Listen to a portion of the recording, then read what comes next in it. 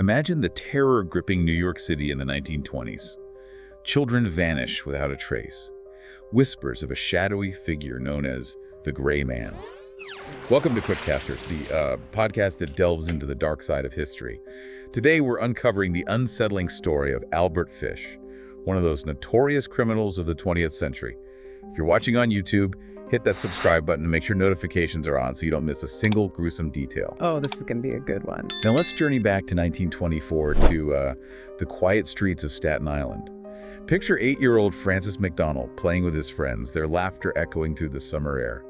But amidst this idyllic scene, a chilling encounter unfolds. Francis is approached by an older man, someone he may have seen around the neighborhood, someone who seems harmless enough. Right, that's what makes it so scary. This man, with his gentle demeanor and promises of treats, lures young Francis away from the safety of his friends, into the shadows, and out of sight. Little did anyone know this was just the beginning of a string of disappearances. They would terrorize communities and leave an unforgettable mark on the annals of criminal history. You know what makes this case even more disturbing? It's the way Fish preyed on his victims. Yeah, how so? He didn't use force or violence. Instead, he relied on deception, weaving a web of lies to gain the trust of these innocent children. It's a stark reminder that evil doesn't always lurk in dark alleys. Sometimes it hides in plain sight, disguised as someone unassuming. Someone you might not even give a second glance. Right.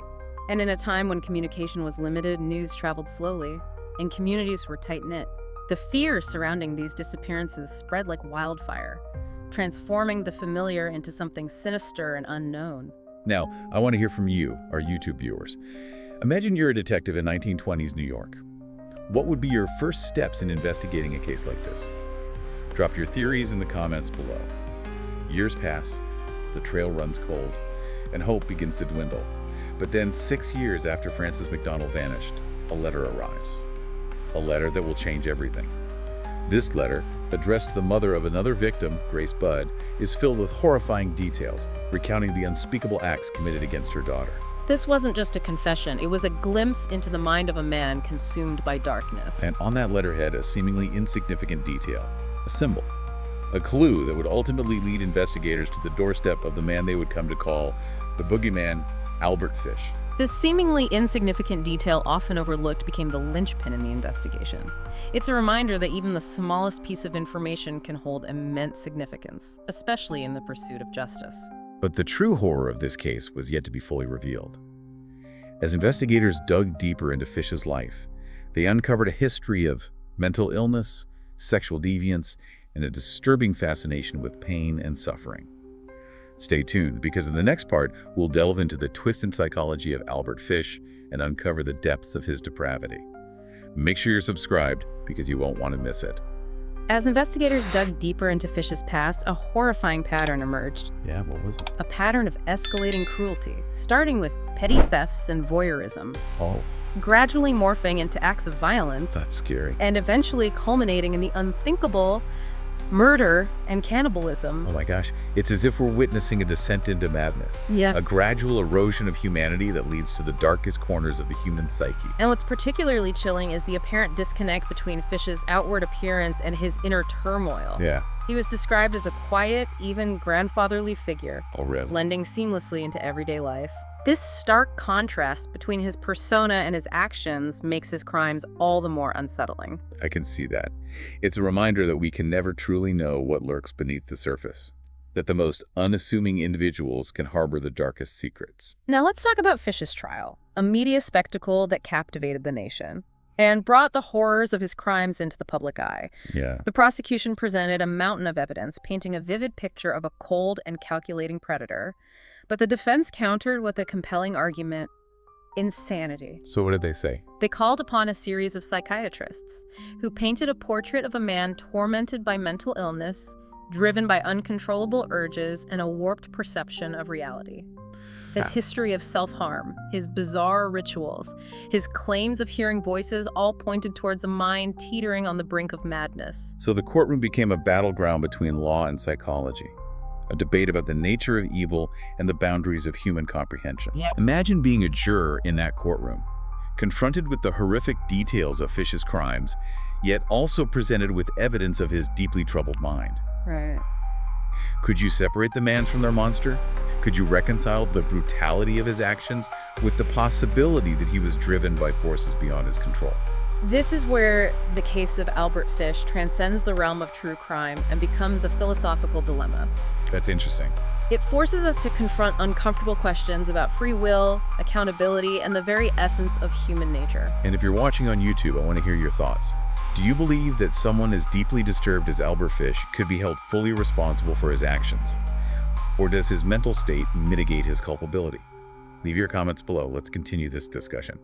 The jury ultimately found Fish guilty. Wow. And sentenced him to death.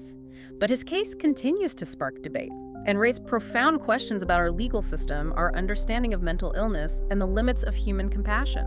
In the final part of our deep dive, we'll explore the enduring legacy of Albert Fish and examine how his case has shaped our understanding of criminal psychology and the darkness that can sometimes consume the human soul.